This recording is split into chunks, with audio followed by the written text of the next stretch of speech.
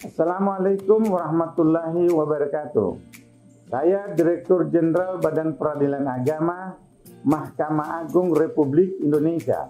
Peradilan agama sangat peduli dengan pemenuhan hak-hak disabilitas dalam mendapatkan layanan yang berkeadilan. Berikut kami persembahkan video layanan informasi tentang tata cara berperkara di peradilan agama. Selamat menikmati. Peradilan agama di bawah Mahkamah Agung Republik Indonesia bertekad mewujudkan pengadilan yang inklusif untuk tercapainya visi Badan Peradilan yang Agung. Peradilan agama berwenang menyelesaikan jenis perkara antara lain, yang pertama perkawinan seperti cerai, dispensasi nikah, isbat nikah, harta bersama, hak asuh anak, izin poligami, dan lain-lain. Yang kedua kewarisan. Yang ketiga wasiat, hibah, dan wakaf. Yang keempat zakat, infak dan sodakoh. Yang kelima ekonomi syariah. Dan yang keenam jinayah khusus untuk Mahkamah Syariah di Aceh. Apakah Anda punya sengketa terkait jenis perkara tersebut, dan ingin menyelesaikannya di pengadilan? Anda dapat mendaftarkan perkara dengan datang ke kantor pengadilan secara langsung atau secara online yang dikenal dengan sistem elektronik. Bagaimana caranya? Sebagai penggugat, Anda dapat mendaftarkan perkara di pengadilan sesuai tempat tinggal tergugat. Tetapi untuk perkara perceraian didaftarkan di pengadilan sesuai tempat tinggal istri. Untuk gugatan terhadap benda tidak bergerak di antaranya tanah dan rumah, Anda dapat mendaftarkannya di pengadilan di mana benda tersebut berada. Berperkara di peradilan agama dapat dilakukan dengan dua cara. Cara biasa atau manual dan cara online atau elektronik. Jika Anda berperkara secara biasa, seluruh proses beracara dilaksanakan di kantor pengadilan. Syaratnya cukup sederhana, hanya membawa EKTP dan menyerahkan surat permohonan atau gugatan ke pengadilan. Kemudian Anda membayar biaya perkara sesuai yang ditetapkan. Setelah itu Anda menunggu panggilan sidang yang akan disampaikan oleh petugas pengadilan ke tempat tinggal Anda. Selanjutnya Anda mengikuti seluruh proses persidangan yang dilaksanakan di gedung pengadilan. Anda dapat juga berperkara secara online atau elektronik yang dilakukan secara pribadi maupun diwakili oleh kuasa hukum. Jika Anda diwakili oleh kuasa hukum, maka seluruh proses beracara akan diwakili oleh kuasa hukum Anda. Jika Anda mendaftar secara pribadi dengan cara elektronik, Anda harus memiliki akun e-court yang dibuat di kantor pengadilan dengan membawa EKTP. Pembuatan akun e-court akan dibantu oleh petugas pengadilan. Setelah itu, pendaftaran perkara dilakukan secara online dengan mengunggah dokumen permohonan atau gugatan melalui akun e-court yang telah dibuat. Kemudian Anda membayar biaya perkara secara elektronik sesuai tarif yang sudah ditentukan. Apa yang Anda lakukan setelah mendaftar perkara? Setelah perkara didaftarkan, Anda cukup menunggu panggilan sidang yang akan dikirim melalui email yang telah didaftarkan.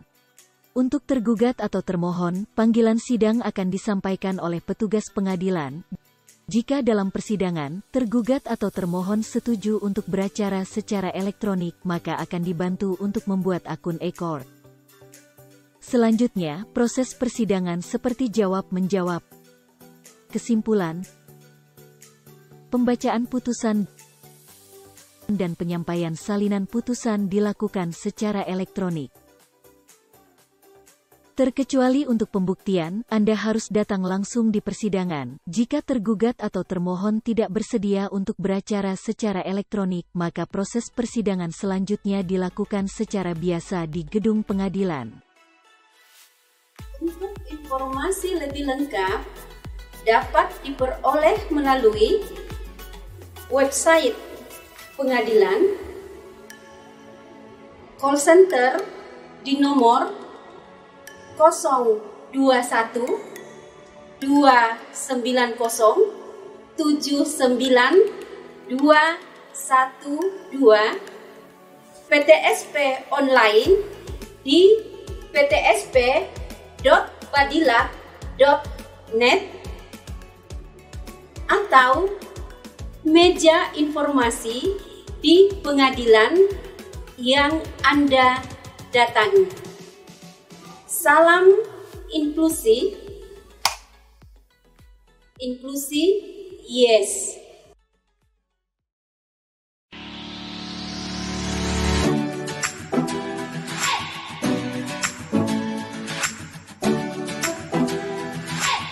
Mahkamah Agung terus membuat terobosan. Kali ini, Mahkamah Agung menerbitkan Perma Nomor 3 Tahun 2018 tentang administrasi perkara di pengadilan secara elektronik. Layanan e-court ini dapat diakses melalui situs e-court.mahkamaagung.go.id. E-court diterapkan di pengadilan negeri, pengadilan agama, dan pengadilan tata usaha negara seluruh Indonesia. Dengan e-court, proses peradilan menjadi lebih sederhana, cepat, dan biaya ringan. Untuk mendaftarkan perkara, Anda tidak perlu datang ke pengadilan. Cukup membuka situs e-court, login, mengisi data, kemudian mengunggah surat gugatan. Untuk membayar panjar biaya perkara, tidak perlu repot antri di bank.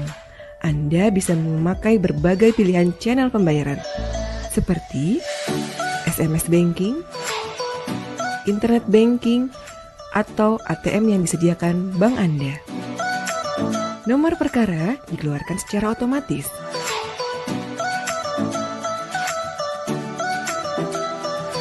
Dengan aplikasi e-court, panggilan sidang juga lebih praktis. Panggilan dikirim melalui domisili elektronik yang Anda pilih. Panggilan sidang tidak perlu lagi dikirim secara fisik oleh jurusita. E-court juga dapat dipakai untuk mengirim dokumen jawaban, replik, duplik, kesimpulan, bahkan salinan putusan. Dengan berbagai keunggulan itu, mari kita manfaatkan e-court untuk menuju badan peradilan yang agung.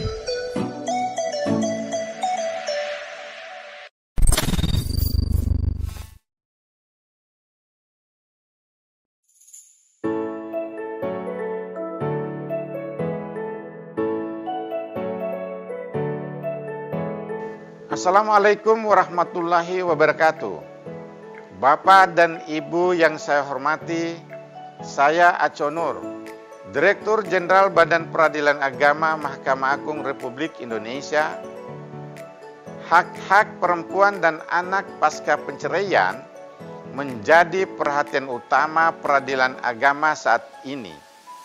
Untuk itu, kami persembahkan video informasi tentang bagaimana pemenuhan hak-hak perempuan dan anak pasca penceraian di peradilan agama dapat diwujudkan.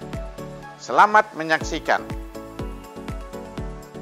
Setiap tahun, Pengadilan Agama atau Mahkamah Syariah seluruh Indonesia menerima perkara tidak kurang dari 500.000 perkara.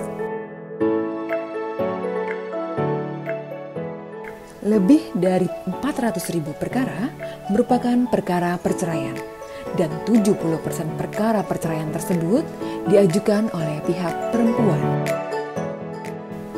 Dari 70% perkara perceraian yang diajukan tersebut, hanya 3% putusan perceraian yang memuat hak-hak perempuan dan anak pasca perceraian. Dan dari 3% itu, hanya 0,26% yang mengajukan perkara eksekusi.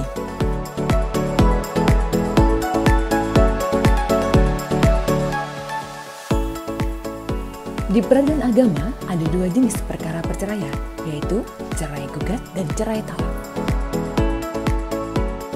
Cerai gugat adalah gugatan perceraian yang diajukan oleh pihak istri, sedangkan cerai talak adalah permohonan cerai yang diajukan oleh pihak suami. Tahukah Anda, ada beberapa hak perempuan dan anak yang dapat dituntut jika terjadi perceraian, baik dalam perkara cerai gugat maupun dalam perkara cerai talak.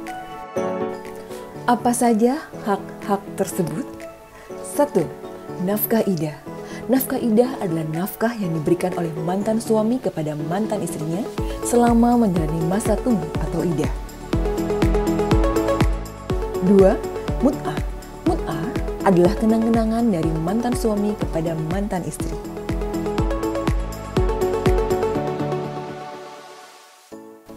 Ketiga, maskan atau tempat tinggal dan kiswah atau pakaian yang layak selama menjalani masa idah atau menurut putusan pengadilan. 4. Mahar yang terhutang. 5. Nafkah madiyah. Nafkah lampau atau nafkah terhutang yang seharusnya diberikan suami kepada istrinya. 6. Nafkah anak. Bagaimana cara memperoleh hak-hak tersebut? Bagi perempuan yang mengajukan gugatan perceraian, dapat memperoleh hak-hak tersebut dengan cara sebagai berikut. 1. Mencantumkan tuntutan tentang hak-hak perempuan dan anak pasca perceraian dalam surat gugatan. 2. Jangan lupa mengajukan bukti-bukti tentang pekerjaan dan penghasilan suami dalam persidangan. Sedangkan bagi perempuan yang diajukan permohonan cerai oleh suaminya dalam perkara cerai talak, dapat memperoleh hak-hak tersebut dengan cara mengajukan tuntutan balik saat agenda jawaban dalam persidangan. Nah, jika tuntutan Anda dikabulkan oleh majelis hakim dan mantan suami Anda tidak melaksanakan amar putusan pengadilan yang mencantumkan hak-hak Anda, maka Anda dapat melakukan hal-hal diantaranya sebagai berikut. Pertama, mengajukan permohonan eksekusi ke pengadilan agama atau mahkamah syariah. Kedua, mendatangi tempat mantan suami Anda bekerja dengan membawa putusan tersebut dan berkonsultasi dengan pimpinan mantan suami agar isi putusan dapat dilaksanakan.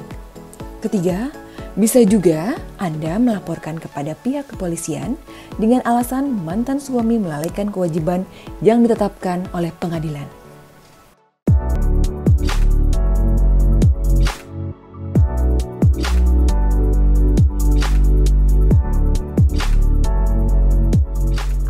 Dapat memperoleh informasi yang lebih lengkap tentang pemenuhan hak-hak perempuan dan anak pasca perceraian melalui 1.